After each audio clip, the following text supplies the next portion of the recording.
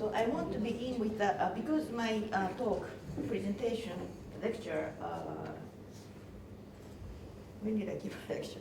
Yesterday, the day before yesterday, began with a quote from Thoreau. Could a great miracle take place than for us to look through each other's eyes for an instant?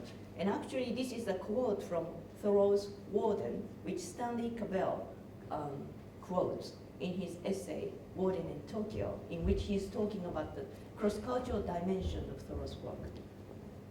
Why are you laughing? Warden in Tokyo, wow. Yeah, Warden in Tokyo, yeah. So can you think about this a bit? The first point which I want to make is lost in translation, the story of the soul search, which some of you have already mentioned. And Charlotte talks about midlife crisis, and bearing in mind that the crisis occurs in the midst of the life. And also this is the phrase from Thoreau, people are in a quiet desperation. So that it's not a dramatic, I thought Lost in Translation film is sort of less dramatic than the Babel. Because in the Babel, all those incidents and sort of horrible things happen, whereas Lost in Translation is a kind of more muted, but kind of sort of invisible crisis which people undergo.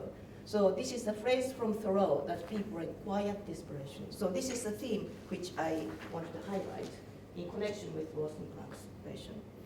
And the turnings in Bob's and Charlotte's selves are being triggered by their conversation, which I wanted to emphasize as well. Casually at the bar, sometimes seriously in the restaurant, and as they lie on the bed together, there is a mode of perfectionist conversation with no final answers. So when you think about how Bob and Charlotte were engaged in conversation on bed, they didn't necessarily try to find an answer to some specific questions, but they are sort of exchanging words each other and testing their words each other. And they become answerable to their own selves, learning how to accept one's estrangement from the world. So this is one point which I wanted to emphasize. It is through this gradual process of transformation that Bob and Charlotte, in the view of the film, arrive at the ending scene, regaining new interest and trust in the world, which Paul has just mentioned. Learning to trust themselves to the world and celebrating a rebirth of their words. So I wanted to hear your opinion about this contrast between Lost in Translation and the Babel, because I thought in the ending scene, I thought Lost in Translation is more promising and hopeful, whereas the Babel, to be honest, I couldn't find any clue of hope, because I heard Paul and you discussing this morning about the ending scene is a bit promising, but I think it's interesting to compare this ending scene, what this end, would you like to say something? Can I say, is it word or words? Themselves to the word and celebrating the rebirth of their words. Their words. Words, language, yeah. So I thought in this sense the ending scene of the Lost in Translation is more promising, and actually this hope and promise I think is one of the characteristics of American philosophy of Cavell, Thoreau, and Emerson. Lost in Translation, a story that tells us something about an alternative route and an encounter with a foreign language. So I think it's John Yu who said that probably the fact that it is Japan is not all that important, but the fact that it is very different culture is influential. So, but I still feel the fact that this film was shot in Japan, taken in Japan, that the event took place in Japan makes significant difference to suffer its impact in indirect way. This will necessarily involve one's engagement with language, not only with the foreign language, but also a more significant, perhaps, with one's native language. We are fated to be challenged by an endless call for articulating what cannot be said.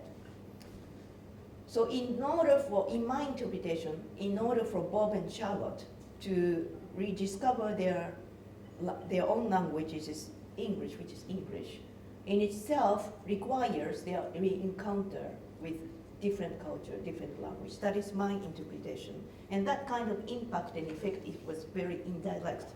It's not that Bob and Charlotte learned something solid from Japan or Japanese language, but this encounter in an indirect way had an effect upon their transformation. Translation is filled with paradoxes. Bob's and Charlotte's reunion at the end is a state of communion that is made possible through leaving. So I find this ending scene very paradoxical because they obviously were sort of reunited each other, I think. But then that communion and unification took place by the very fact of leaving and separation. They are remarried in separation. In response to what cannot be said in Japan, and with the cinematic effect of the inaudible conversation at the end. So we couldn't hear what Bob whispered to Charlotte. And they say, okay, okay, and that's it. Their voices recovered as it were in silence. So at the end of the scene of the bubble, the detective read the memo from the girl, but the audience couldn't tell what was written on the sheet. So in that sense, I think that this kind of what cannot be said or what cannot be heard directly had this kind of impact at the end in both films. Conversation with the ultimate point of conversion itself inspires further conversation. It is through these multi-layered paradoxes that both Charlotte and the viewer of the film undergo transformation. Such translation already and always operates in the apparently trifling, accidental scenes of the ordinary. So again, I think these two films, I think, make sharp contrast because in the conversation, in Lost in Translation is really ordinary conversation, whereas when you come back to this film, Babel, all those conversations were very sort of, I thought, extraordinary in a way. So that is one point. And probably Kensuke, you want to say later something, something about this conversation without no end. Because Kensuke and I had a sort of conversation over lunchtime about this perfectionist moment, perfectionist process of perfecting something without no end. And then Kensuke sort of expresses concern, but still where this conversation goes. There should be some kind of end state, no?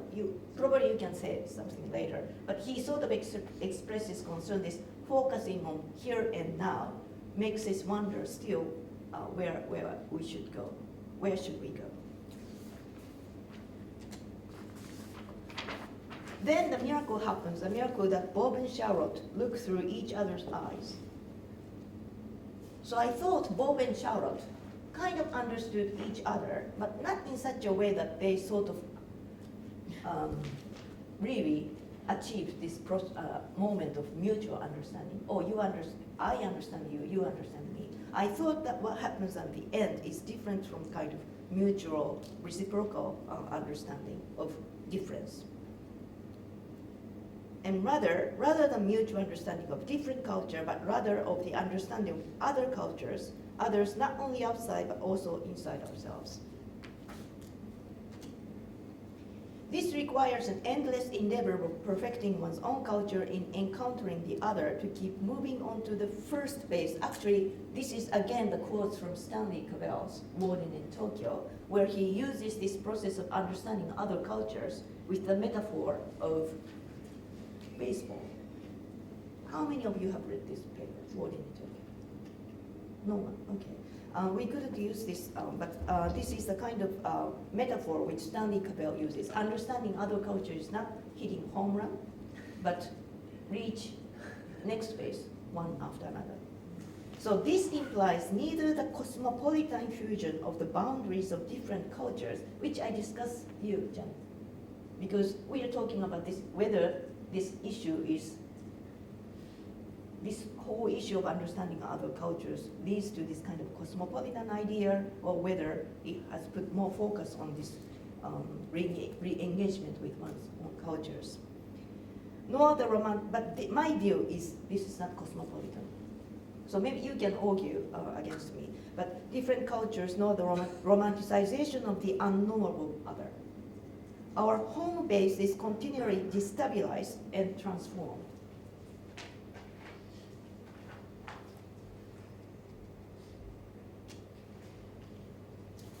Philosophia's translation is crucial in language education. So I just want to talk about what is the educational implication of this Philosophia's translation. Language education in a kind of broader sense, in that both adult teachers and the young are encouraged to be attuned to the volatile truths of their words. So Paul was asking you this afternoon, what were your childhood experience encountering with different languages? I want to emphasize this point that this re-encounter with language can take place anytime, even after you've grown up. And to doubt and criticize what they have so far believed to be the solid ground of their native language. So translation, as I see, is this continual process of criticizing, especially criticizing your own home base. So last slide, point. The miracle of looking through each other's eye is a gift from the foreign. So in this film, Lost in Translation, the foreign is the foreign land, Japan. As the text of the life of those who have lost their ways, and as the site of the transitory phenomena of separation and remarriage, the film invites the viewer to the experiment of translation. This can be a powerful medium of education for understanding other cultures, education that invites the youth to be radically awakened, self-transformed, to get out of the state of slumber. And I'm making this comment especially with this idea of internationalization, which is being promoted at Kyoto University now. I'm a committee member of the university-wide committee called International Exchange Communication.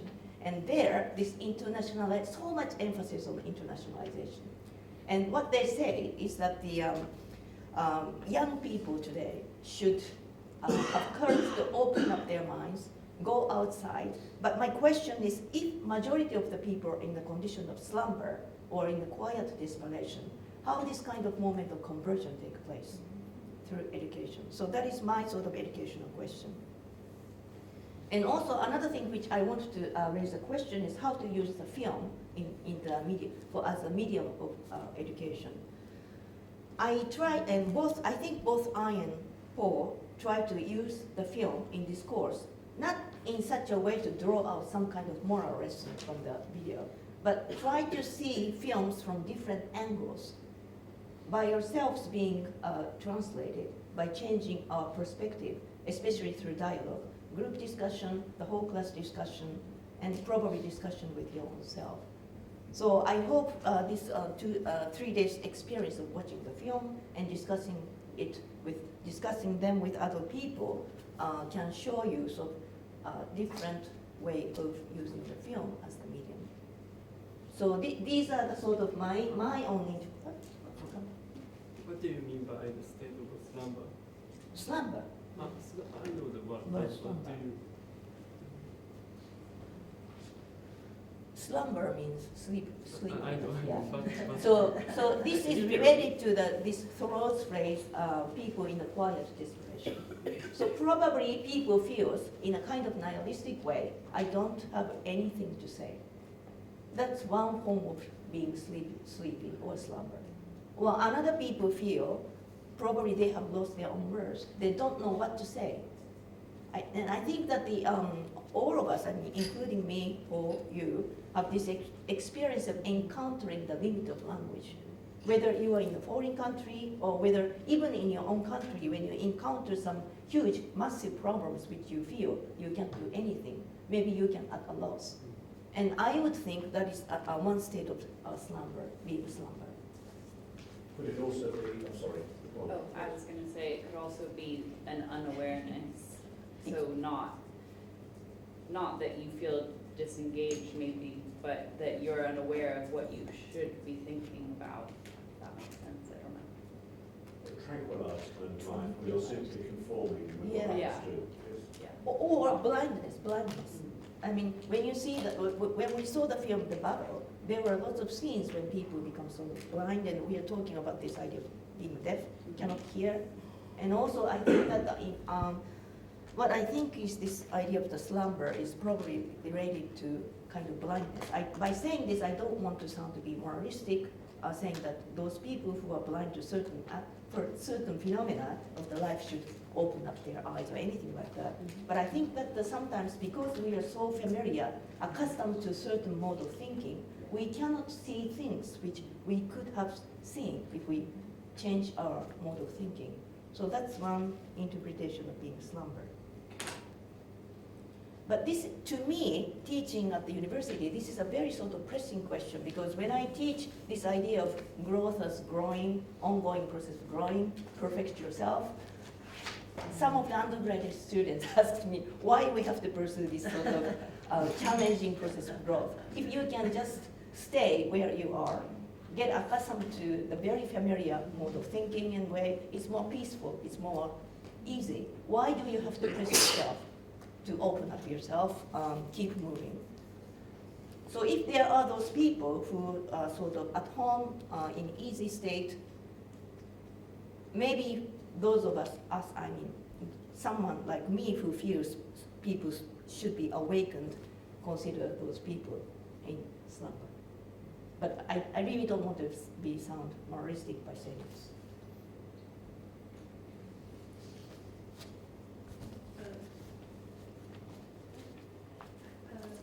I feel like as Derrida used the term that his life as a material of the nature of language, like although we all find more ordinary lifestyle in the film Lost in Translation, but Bear's case can also be an extraordinary way to understand the nature of order, although I haven't watched the film yet, that I see. So in order to understand the ordinariness, we don't have to watch the ordinary kinds of film, but also we can get that sense from that extraordinary settings too. That's one point that I want to make. And the other point was this, because we're talking about this to get out of the state of slumber, that I was thinking maybe it's also the way to understand someone in the state of slumber that I want to make. So many teenagers may be in a state of slumber or kind of like trivialize the way that they are happy, but then sometimes we can easily moralize, put that kind of moral terms in those people, but we can also understand those people in the way that the people who can see the Like teenagers who are bored, for example? Yes, I mean, we can also extend, I mean, because we're not just dealing with the teenagers in the state of slumber, but it can also bring us back to see ourselves too. And yes, I mean, like, because this, the sense of having hope or the sense of promise is, I'm sorry, I shouldn't. I find all those things not in a sense that is obvious sense of hope or promise, but sometimes I found this kind of sense from existentialist novels. And also the experience is not really necessarily from the sense of hope that I easily find from the I'm sorry, I just took one thing.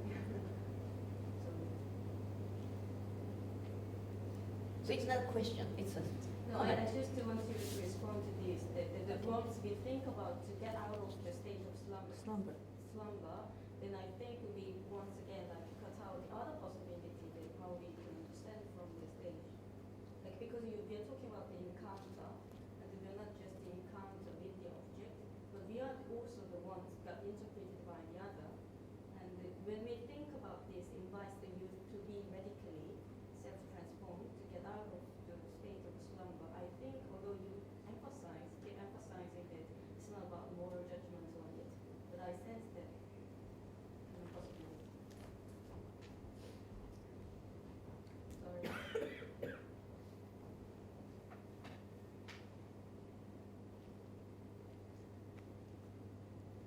Any other comment? Not only to my presentation, but what Paul describes about Lost in Translation, or any other comment, because this is a sum-up session. Any questions or?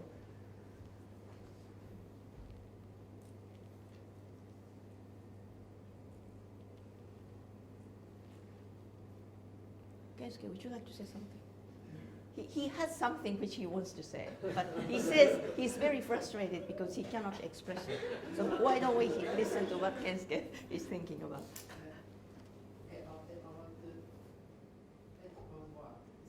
About what? I have different things. How about you talking about this the film, the Babel? Yeah, we talk about Marvel on my master thesis. So which one you mean? Just speak something. And a bit louder, please. I have an impressive thing in the Marvel, and that is the scene of the dance club scene. The scene of the what, sorry? That's the dance club scene, the deaf girl experience. And in that scene, we saw the we see that two scenes, and one scene is the dance club noisy scene, and sometimes the silent scene accepts the noisy scene. And in this experience, in this scene, we experience the two perspectives. And we, in the silent scene, we imagine the deaf girl's experience in the dancing, but it seems, for me, it seems very strange experience because the dancing is very noisy, and I cannot imagine why they enjoy in the silent mode in the dance club, and that is very other and strange to me. And I think different way when I think as usual. But that doesn't mean I understand her idea or her way of thinking. So, but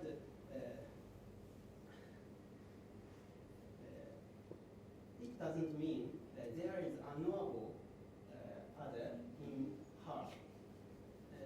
It is a kind of romanticism of unknowable.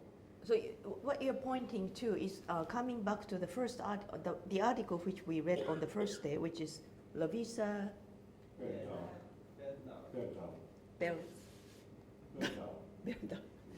Levisa's article, which is the untranslatable. In that article, you remember that she's talking about the unknowable other. So I think what Kensuke points to is the danger of romanticizing this unknowable other in connection with the scene from the film Babel. Yeah, Is that what you want to say? Yeah, that is what I want to say. I want to contest the idea that some other persons has some essence that cannot be understood as unknowable, and we have responsibility to understand that, and that makes us that give us an opportunity for transformation. And I think the other in large in the capital is not in ourselves and in the car, but the experience of the gap between our usual scene and the silent scene. The experience of the other in the dance club scene is not expressed in my language, and that cannot be expressed by the deaf girl's language, and that transcends each language, but we can get something from the scene. And I think this is the language in the more broader sense. Yeah. More developed sense? More developed sense, or this is not the confusion. The confusion of the Fusion. a fusion of the. It is not the fusion because we cannot possess the language Of the other. When we see the otherness, that disappears soon.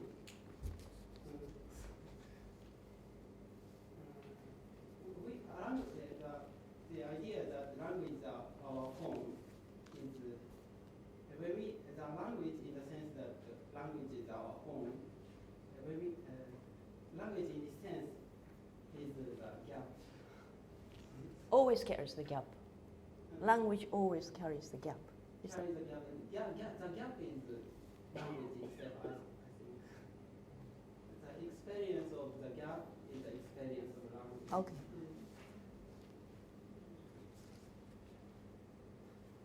Any other comments? Do you want to say? Thank you. Can I say something about you said in Babel? In The word is Babel. Yeah. Sorry, Babel. You said that there's not much hope in it. Oh yeah. I can see some hope in it. Oh, please For let the me know. example of the Japanese girl. Yeah. So many people treat her as a freak, and the dentist treated her very extreme behavior, like someone who is freak and in a way that is like disease, or you're just freak. Yeah. But the dentist, no, but the detective treat her properly, showing care and understanding, and then also in the end, the father and the daughter finally reaches some kind of communication and translation. This is a good sign, I think, at least in that point. And also in the Mexico family, the American nanny, Amelia, where she was forced to be deported, which is a bad thing on the surface, but in a strange way, she was forced to get back to her family, which I think can be a good thing at the same time. But we do not know. So maybe I think it's not about talking about whether it's good or not, because sometimes the things are beyond the goodness or badness. And also we can see in the film Lost in Translation, they have very proper goodbye, romantic, and fulfills some part of audience psychology.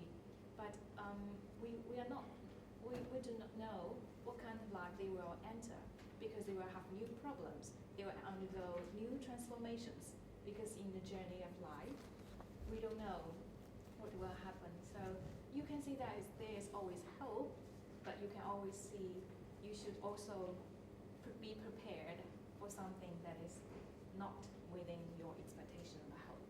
That's what I can say. So although Babel is kind of hopeless, but it's not hopeless. So maybe I can say the theme, very strong theme for Babel, which is also reflected in the last sentence of the film, which is, I think, the line from the director. She said, "The darkest night to my kids, darkest night, but the brightest light," which means that the bonds, attachments between the parents and the kids is so strong, which is beyond the cultures, and this maybe is the greatest hope for them. But Well, could you clarify what you mean by the bond between parents and children are strong? yeah, so the bond between parents and children, we may have undergone so many misunderstandings, mistranslations, but in the end, I think we are going to find some kind of way to reconcile, to reach some kind of translation and understanding, like the Japanese girl and the father, because I obviously see. before that, they don't have any proper understanding. And it is very common, I think, for parents and the kids to have generation gap and misunderstanding, to have a lot of conflicts in the family. But there's something that we are bonded by this blood thing. So, Blood. in Chinese, within the blood is always thicker than water, which means that although we do not understand, but well, there's something there, something so strong, because something which is called love, which is so strong and powerful, which sometimes conquers everything. But well, I carried away. I'm sorry. I'm very sorry. I carried No, that's away. okay, but I'm interested in what you mean by The bond. the bond Yeah. bound by blood. Between your No, I understand, but But in families, we say that we have a blood connection. Like we share the same blood because as yeah. but don't you think that sort of contradicts with what we read about Derrida, about the idea of home and this sense of separation from home. Well, that is a Derrida home is a spiritual home. But don't you think Derrida doesn't have home in the sense which you have just described? But obviously, he has a father and a mother. That's what I mean by the blood connections. Anyone wants to say something? I feel about this father and blood.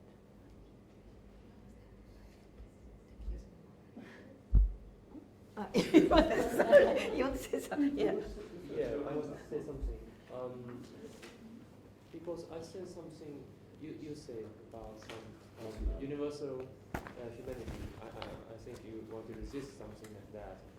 But through these two films, I feel something still there, just like she said about the blood, the bond, or I think there are something still there for the universal value or universal how to say that. So I just wonder how do you resist the cultural relativism? How do I think Derrida does? Is that what you mean? Yeah, both. It's I want to ask both questions.